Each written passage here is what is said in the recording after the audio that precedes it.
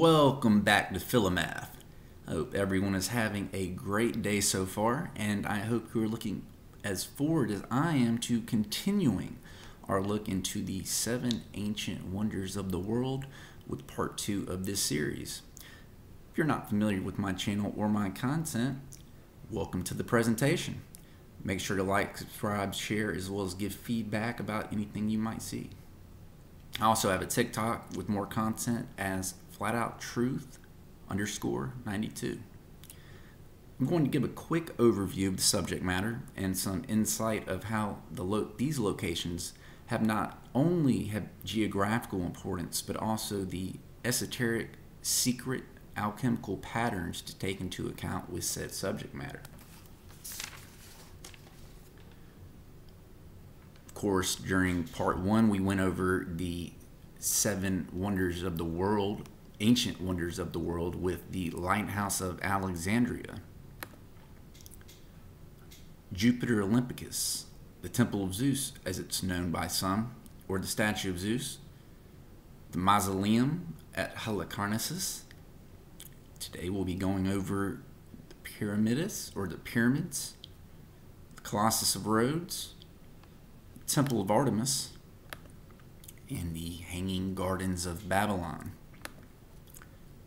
What's interesting is thinking about this topic in the context of how modern maps give a specific depiction of how old world sites such as the 7 wonders of the world correlate with the quote-unquote Middle East. This is a great example for people who say, why does the shape of the earth matter? Because if your reference of quote-unquote his story is skewed, then individuals can't get a good grasp or center on reality. It's also interesting to note how these specific locations interact with the importance of the zodiac and what would be called pagan religions today, which would tie into what we call modern day heliocentrism. It's also important to note, or not just take in the tangible aspects of these maps, but also constantly reaffirming the obvious esoteric or hidden meaning of such imagery. That is wherein lies the true nature or meaning of said images. And to put it bluntly, the alchemical. According to Wikipedia, alchemy is an ancient branch of natural philosophy, a philosophical and photoscientific tradition that was historically practiced in China, India, the Muslim world, and Europe, quote unquote. Now, of course, that is a general Wikipedia definition of alchemy, but it covers the description for the casual researcher. At least enough for maybe the ones that have the inclination to look into further subject matter more, some kind of hint that maybe there's more to this subject matter. When you look into the origins of alchemy, which is more than likely the first form of what people call the sciences, many other definitions or understandings accompany the word: bowing, transmutation, or for simpler terms, the rebirth of the mind, body, and soul, etc., to transcend the lower vibrational realities and ascend to a higher plane of existence. No further ado, let's get into the next ancient wonder, that being the pyramids, or pyramids, as it's put there. Of course, our mainstream understanding of this site, even just a basic search can pull up, is going to be the Pyramids of Giza. But what are we witnessing on the Nova Todius Tabula, for better lack of an acronym? So when you look, it appears to be obelisks, and what's going on here in the front with this smoke, it appears to be some type of a ritual of some sort. And these obelisks are being presented to us as the original pyramids or pyramidas, right? And that's where the origin of that word is kind of coming from. So, this kind of mainstream idea of the pyramids of Giza being the original seven wonders of the world, or being one of them, is definitely looking outside of the books, because this specific map, like I said, all maps have different aspects to them. Of course they do. But a lot of these images are seen or presented in other maps. And there's obviously some type of disconnection with the accuracy of the mainstream history.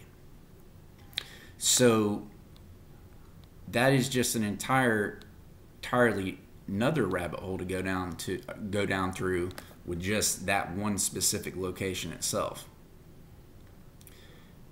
So moving forward, we also have the Colossus of Rhodes.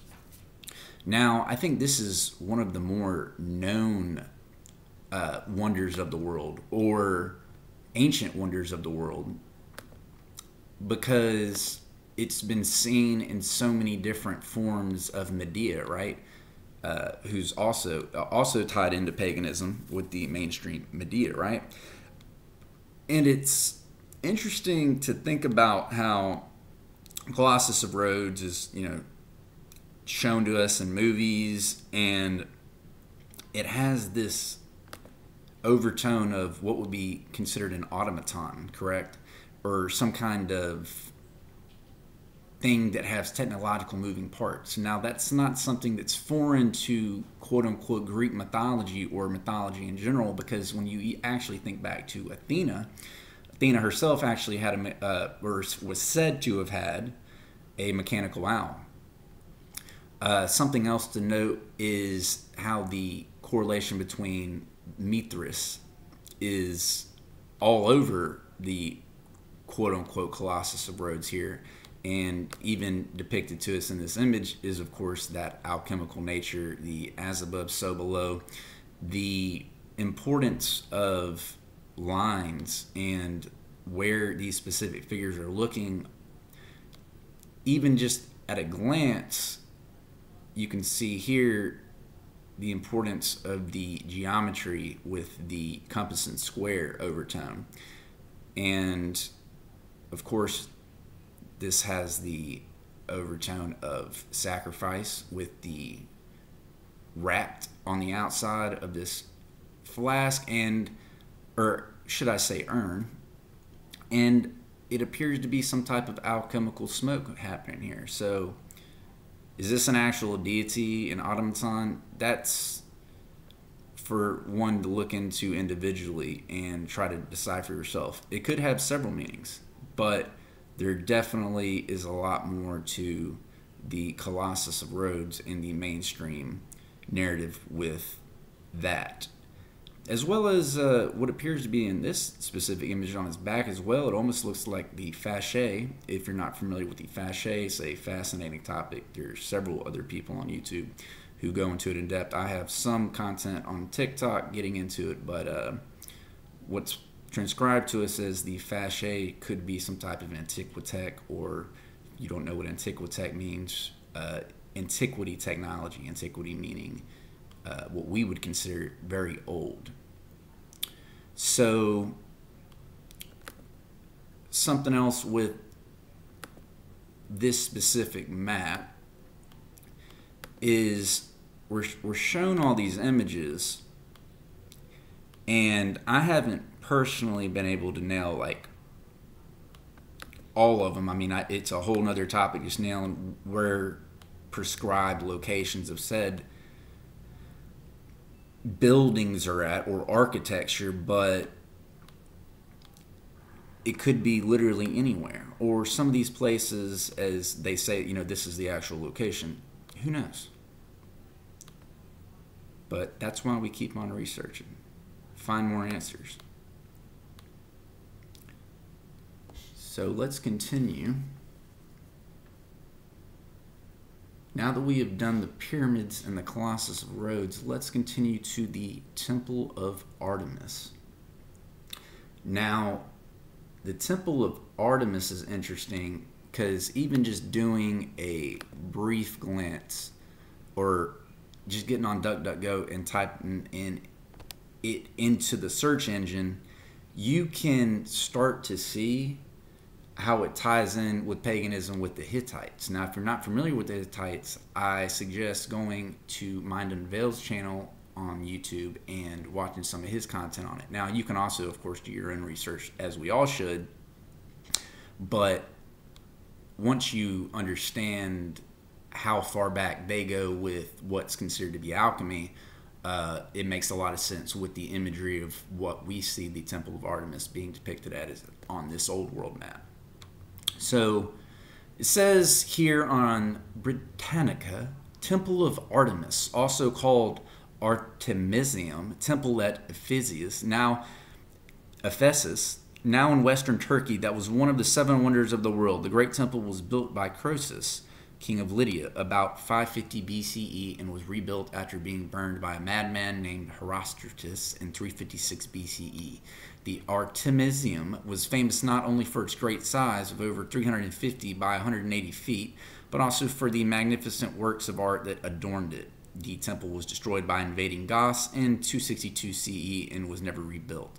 Little remains of the temple, though there are many fragments, especially of sculptured columns, in the British Museum. Of course, they would be in a museum because a lot of old world sites are typically, I guess you could say, holding cells for old world history. But a lot of stuff in these museums is probably a fabrication a lot of times. But let me continue.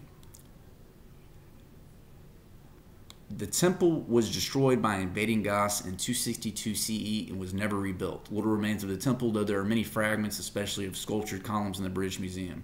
Excavation has revealed traces of both Croesus's and the 4th century temple and of the 3 earlier small ones. So it's interesting to note that Artemis, of course, is known to be the hunter goddess. So there's more paganism for you there, or what would be considered paganism. That's a whole conversation piece about that could get into the Druids and how the Druids would also be considered to be the earlier or the first users of the alchemical sciences. And the Temple of Artemis, from a lot of people, is said to have been one of the most beautiful wonders of the world as well.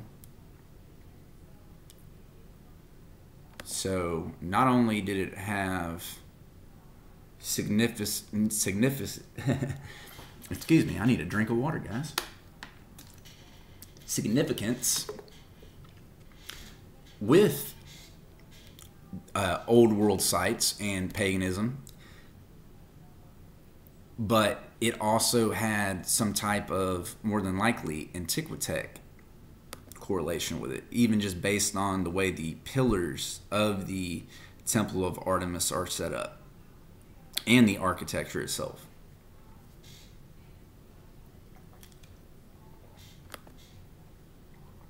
When you look into the Hittites, you'll see what I'm talking about with the seals and the alchemical overtones overlaid with them.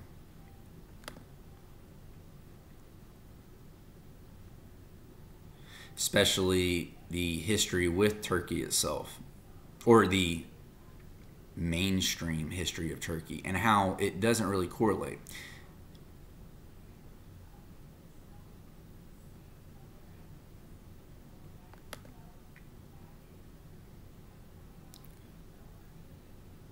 So, moving on, let's get to the Hanging Gardens of Babylon.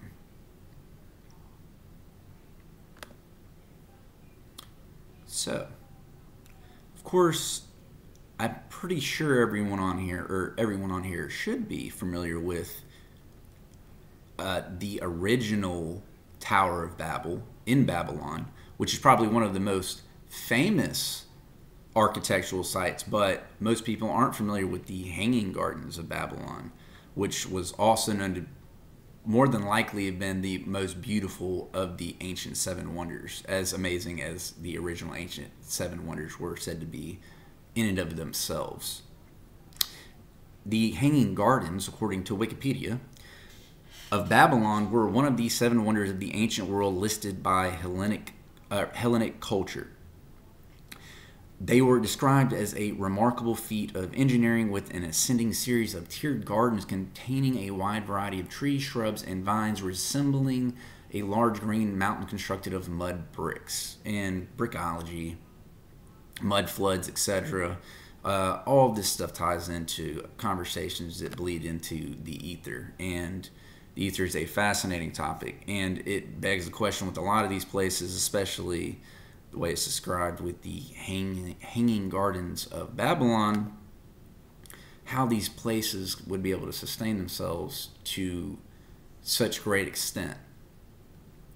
Because these places are massive, or said to be massive, and we can't even replicate things like this to this day. So, like I say, it begs the question of how were they able to create these I guess biological or man-made, quote-unquote, say that very loosely, man-made architectural sites, buildings, things like the Colossus of Rhodes, for instance. So let me go back over here to it. So here we go.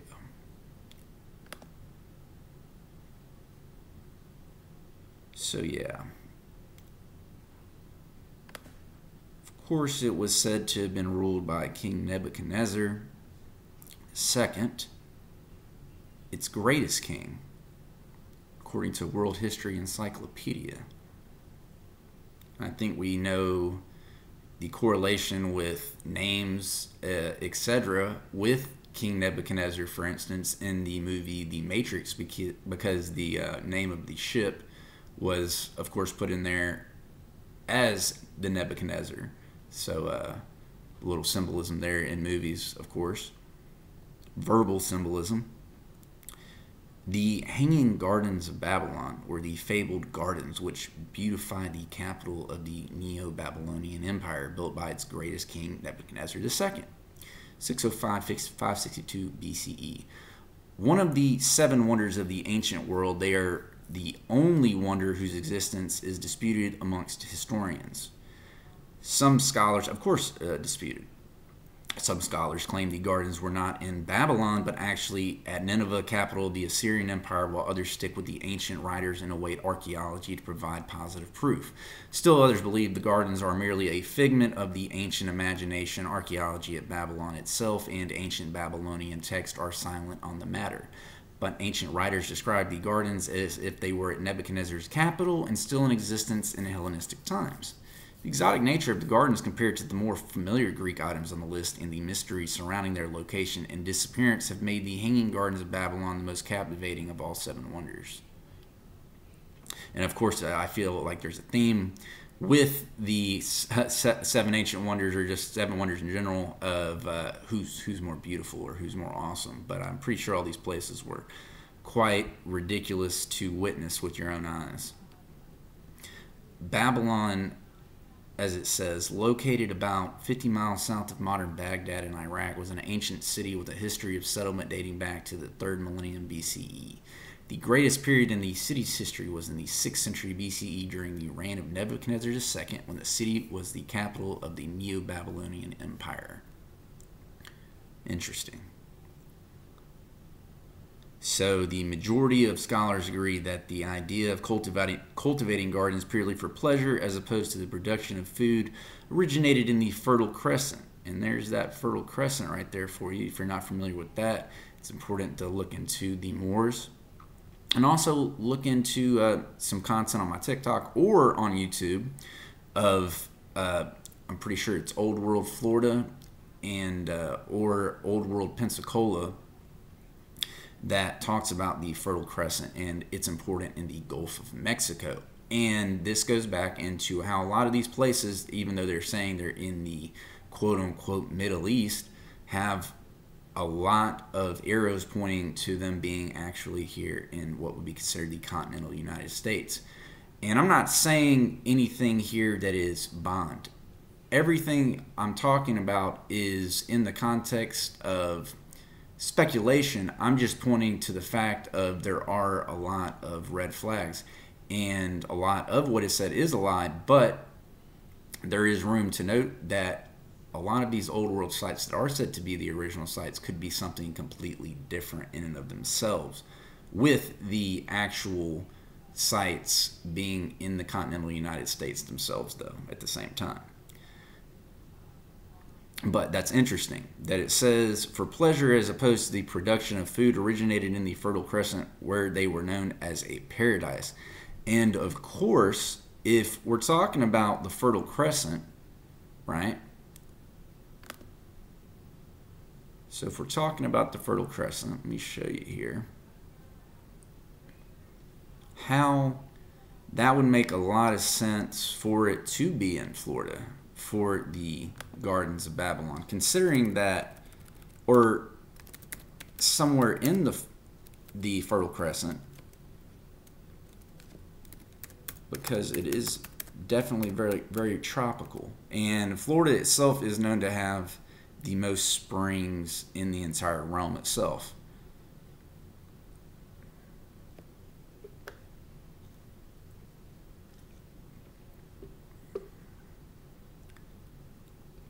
All right.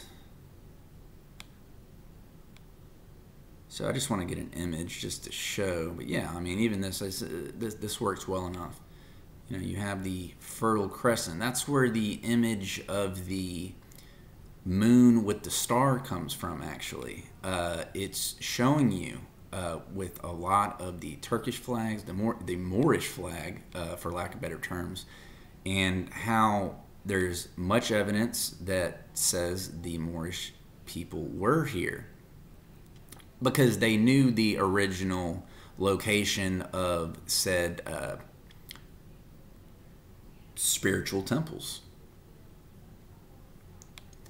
But you can tell right along here would probably be a good place for it to be. But at the same time, I can't say that because when you think about over here in Mexico itself, there's a lot to be said with all the pyramids on this side, right? And some of the pyramids that are shown in this map do kind of have almost what would be considered like an Aztec feel to them, especially right here. I mean, it's got this opening in the bottom. It definitely has the obelisk feel to it, but it almost has that kind of staggered step look to it. But definitely comment down below and let me know what you guys think. I definitely want to create some more in-depth series on this type of content and subject matter. But I just want to get a couple videos out, a couple, I guess what would be considered for me to be short videos out, and just get some feedback and see what we can all figure out together, as well as have a good time. Have a good time researching, being a Philomath. If you're interested to look or know what the definition of a Philomath is, it's actually a lover of learning, a scholar or an astrologer or predictor. So I definitely do this for the truth, absolutely, but it's because of the fact that I have a passion for it that I thought it would be an appropriate name for the channel. I hope you guys are enjoying the content so far, the more serious content anyway. I know I've been doing a lot of TikTok dumps, or using my YouTube channels as a TikTok dumping area, but I definitely wanted to start dropping some more strict YouTube videos and talking about the old world, and it's very interesting with this specific map. So you guys let me know what you think, and I will see you on the next video. Thank you.